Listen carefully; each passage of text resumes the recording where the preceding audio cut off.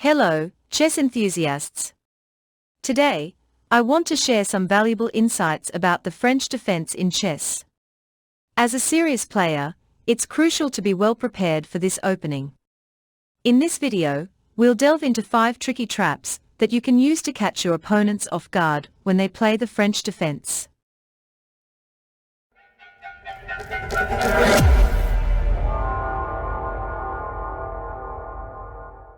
The position you see on the board is a common occurrence in the French defense, and it can be particularly puzzling for beginners. Black typically plays Queen b6 to apply pressure on your d4 pawn. A single misstep from White can result in an early loss of this pawn. Let's now explore these traps and learn how to effectively punish the French defense. Trap number 1 involves the Monte Carlo variation, specifically the exchange variation. Instead of pushing your e-pawn, you begin by capturing on d5, and Black often responds by capturing back with a pawn. You can then proceed with pawn to c4, also known as the Mount Color variation. The usual move for Black is knight to f6, and in response, you play your knight to c3. Then, Black might try bishop b4 to pin your knight. Subsequently, you develop your knight to f3. If Black decides to castle, you proceed with bishop to d3, and it is evident that most players opt for rook to e8 check in this position. However, you have a clever countermove with bishop d3, thwarting Black's attempt to check your king with rook e8. After play knight to g4, which is the popular move, your next move would be to castle short. Black might be pleased to capture your bishop, assuming they gained an advantage by taking your free pawn on e3 with their rook. This approach is inherently risky, but it holds a hidden gem, the move knight to d5, a brilliant maneuver. By doing so, you create a serious threat against the Black bishop, which cannot be saved without sacrificing the rook. Once the exchange takes place, you gain a positional advantage. As the game progresses, focus on placing your pieces on the most active squares, prioritizing their mobility and influence over material gains. If Black chooses to play pawn to f6, you have several strategic options. One option is to retreat your knight, another is to capture the pawn on f6. However, an even more compelling move is to sacrifice your knight, prioritizing piece activity over material gains. This decision demonstrates that in chess, it's not just about accumulating material advantages, but rather focusing on maximizing the influence and activity of your pieces. For instance, if Black responds with knight to c6, your straightforward plan would be to capture the pawn on f6 with check. The Black pawn on g7 will then be pinned to the king, forcing them to surrender their queen or potentially play king to e8, which eventually leads to a checkmate in 3 moves. This approach showcases the importance of strategic thinking and piece activity to create decisive advantages on the chessboard. Let's explore trap number 2, which occurs in the classical variation of the French defense. After the moves e4, e6, and d5, you play knight to c3 instead of capturing the pawn on d5 immediately. Black's most common response is knight to f6, and then you proceed with pawn to e5, forcing Black to play knight to d7. This setup grants you some central space, as Black typically plays c5 before developing the knight on c6 in the French defense. One advantage of this line is that you don't need to worry about your e5 pawn since it's already defended by your f4 pawn. This next move is often bishop to e3, and they may follow up with queen to b6, putting more pressure on your d4 pawn and threatening to capture on b2 since your dark-squared bishop is already out. However, you have a key move in response, which is pawn to a3. This move indirectly prevents bishop to b4 check, or knight to b4 in some lines, making it a crucial move to remember. If Black falls for the trap and captures your b2 pawn with their queen, they'll be in trouble, as you can easily trap the queen in one move.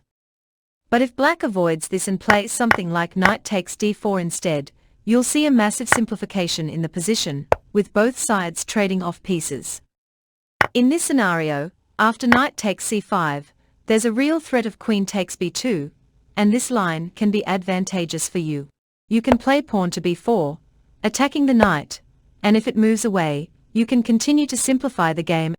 Black might try to check you with their queen, but you can block it with your bishop, or respond with bishop to b5 check if they capture your pawn. If they play bishop to d7 instead, you can achieve a simple middle game with bishop takes e7 check, followed by bishop to c6, leading to a discovery check, and eventually a checkmate. In summary, this trap in the classical variation of the French defense involves creating simplifications and gaining an advantage through clever tactics. It's essential to stay alert and seize the opportunities that arise from your opponent's moves. Moving on to trap number 3 in the Rubinstein variation of the French defense. After the moves e4, e6, d4, and d5, instead of capturing on d5, you play knight to c3. If black doesn't play knight to f6 on move 3 as covered in the previous chapter, but instead captures on e4, you have an interesting response by recapturing on a4. Black usually continues with bishop to d7, seeking to improve the bad French bishop. In this position, you can continue with knight to f3, allowing them to play bishop to c6. From here, you proceed with bishop to d3. Black might play knight to f6, which would be a positional mistake because capturing on f6 leads to trouble for black. And after bishop b5 check, the black queen will be lost for free. If they play bishop takes f3, your queen gets counterattacked, but relocating it to d2 puts black's bishop on f3 in danger. The only viable move for black is to play queen to d4. In response, you execute bishop to b5 check, which also serves as a discovery on the black queen. As a consequence of the next move, black will end up losing their queen without any compensation. Now, let's explore how black might respond to the Rubinstein variation. If they play knight to d7, avoiding the potential pitfalls of knight to f6, you can continue developing your pieces and castling. You might choose to develop your queen and dark-squared bishop while castling along. Additionally, let's go back to move 2 in the French defense, where you don't capture on d5, but instead play knight to c3. If black captures on e4, you recapture, and instead of playing bishop to d7, black might opt to develop the queen's knight first. However, your favorite move is bishop to c4. Here, you have a trap where you play knight to g5, threatening to sacrifice your bishop on e6. If black plays bishop to e7, you go bishop takes e6, and after f takes e6, black's king's position is seriously compromised. The only saving move for black is bishop to b4 check, and you can safely move your king to f1 to escape the danger. Even if black responds with queen to e7, you have a powerful tactic available. You can win the pawn on c7 with a check, and on the following move, you will capture the free rook. If black tries to win your knight with moves like pawn to b6, you should allow your knight to be captured, let it die with dignity. Instead, play pawn to c4, and after black takes your knight, you proceed with pawn to a3. Here, you create a problem for black's dark-squared bishop. If black isn't cautious, they may end up losing their dark-squared bishop.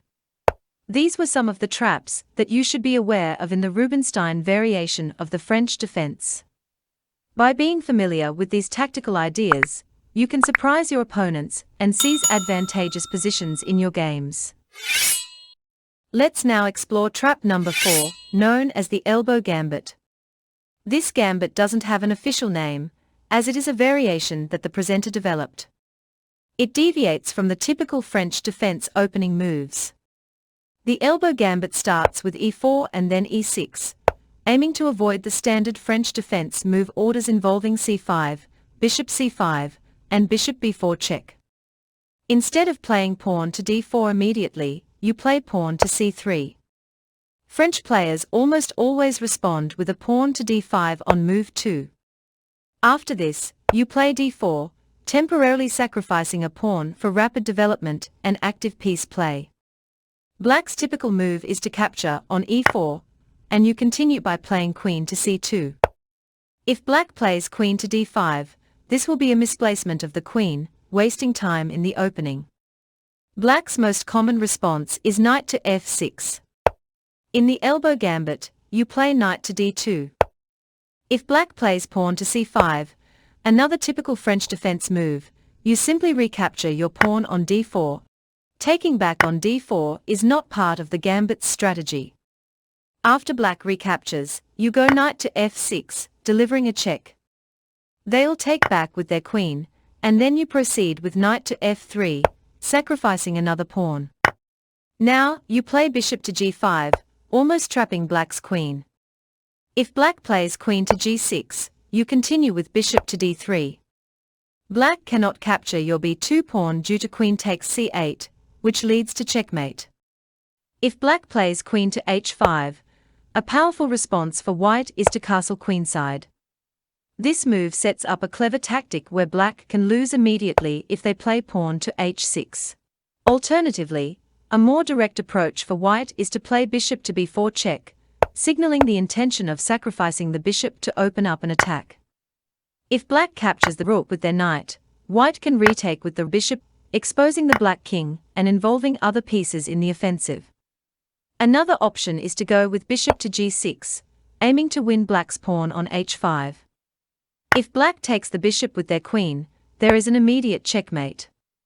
On the other hand, if black captures the pawn on g6 with their pawn, white can follow up with rook to d8 check, and after king to f7, proceed with pawn to g4, attempting to trap black's queen. Should black capture the pawn on g4 with their queen, white can then deliver knight to e5 check, forcing black to lose their queen. If black captures the bishop, white can respond with a knight check, black can recapture the knight, leaving a clear winning advantage. Continuing from the previous moves, if black plays pawn to f6, the bishop to g6 move is not viable because there is no checkmate on d8. In this situation, white can simply take the pawn on f6. If black plays bishop to d7, white can play queen to c7, sacrificing the bishop to pave the way for a potential knight to e5 move in the next turn. Another option is to capture the black bishop on c6, followed by a bishop to g6 check, setting up the possibility of checkmating black's king in the subsequent move.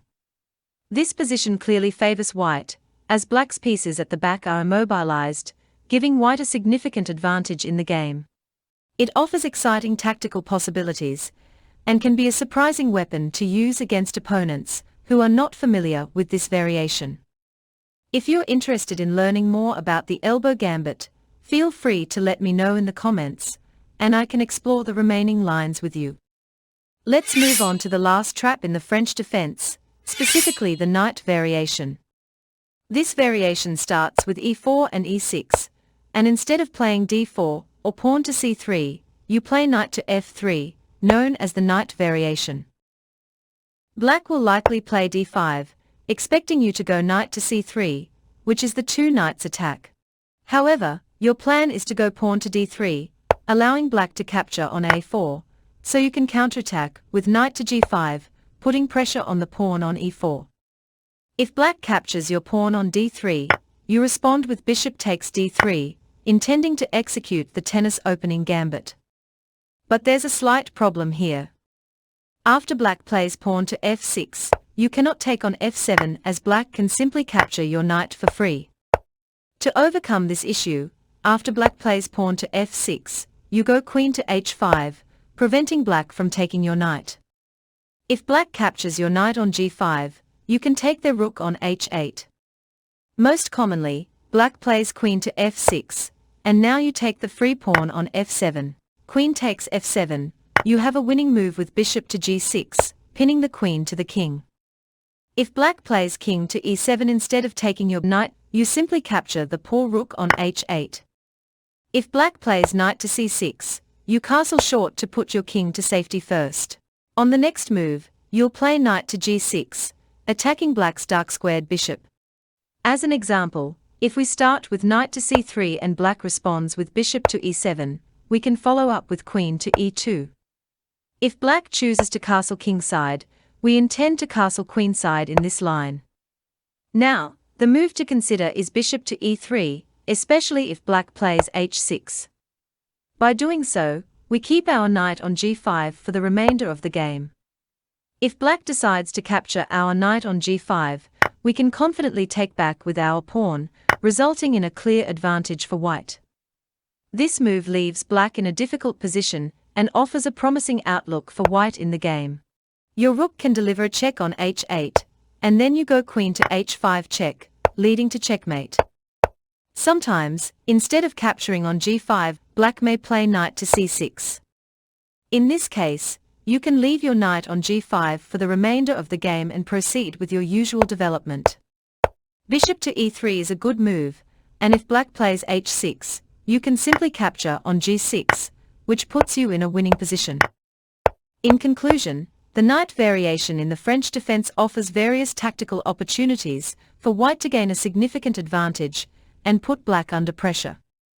By employing these traps and tactical ideas, you can surprise your opponents and improve your chances of success in the French defense. Now, it's time for a puzzle. In the given position, it's white's turn, and you need to find the best move for white. Share your answers in the comments, and let's see how many of you can solve it correctly.